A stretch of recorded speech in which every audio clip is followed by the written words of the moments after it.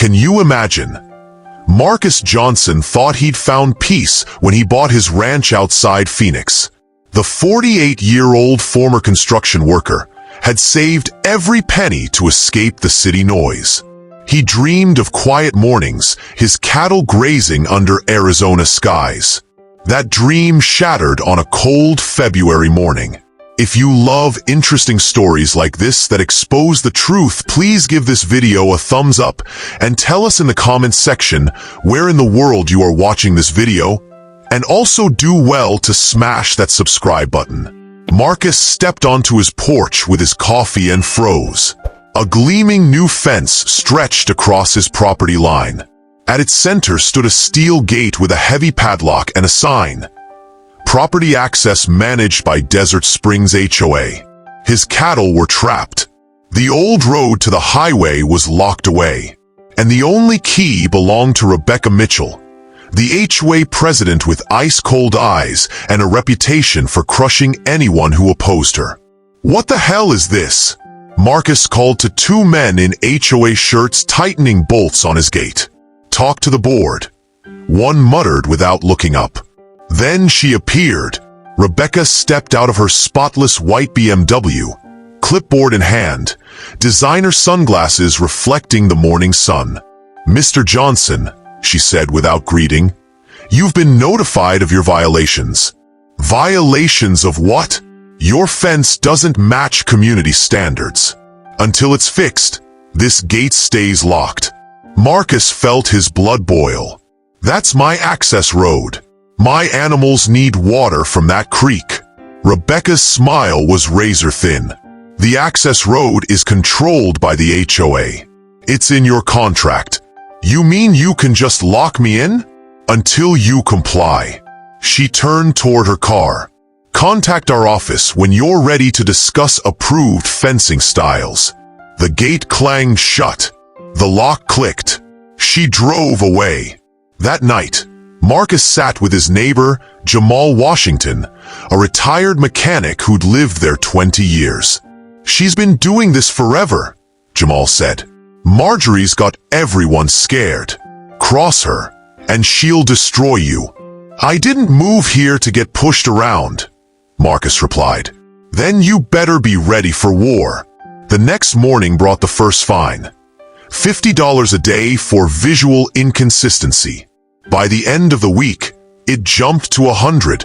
Rebecca was bleeding him dry, one penalty at a time. At the HOA meeting, Marcus tried to reason with them. The clubhouse was packed with neighbors too scared to speak up. "This is a cattle ranch, not a golf course," he argued. "My fence works for livestock, not your photo shoots." Rebecca didn't blink. "Rules are rules, Mr. Johnson. What about the fact that your fence blocks my cattle from water? You're endangering living animals. You have other water sources. We checked with satellite photos." Marcus laughed bitterly. "You think you can run my ranch from a computer?" Weeks passed. The fines piled up. Marcus hauled water tanks daily, exhausting himself and his savings. His cattle grew stressed, bellowing at the locked gate. Then everything changed. A for sale sign appeared on the small lot containing the gate. Marcus stared at it, his mind racing. If he owned that land, he'd own the gate. If he owned the gate, the lock would be his. But if Rebecca discovered his plan, she'd stop it. So he had to move fast and quiet. Marcus contacted his college friend, David Chun, who ran a property company in Tucson. David set up a secret LLC to hide Marcus's name from the purchase. "Title search is clean," David reported. "Seller just wants a quick sale." For weeks, Marcus kept his routine normal while the deal moved forward. Rebecca seemed to sense something brewing. She started appearing at the fence more often, always with board members, always watching. "We're scheduling another compliance inspection," she told him one afternoon. "Schedule all you want," Marcus replied. "My fence isn't changing. You're only making this harder on yourself." He met her stare. And you're underestimating me." 3 weeks later, David called with the news. "It's done. Escrow's closed. The gate is yours." That Tuesday morning, Marcus drove to the title office. The keys sat on the table. Heavy silver metal on worn leather. He picked them up, feeling their weight. For months, Rebecca had controlled when he could access his own land. Now, with one turn of this key, all that power shifted to him. He drove to the gate and slid the key into the padlock. It turned smoothly. The shackle popped open with a sharp, final click.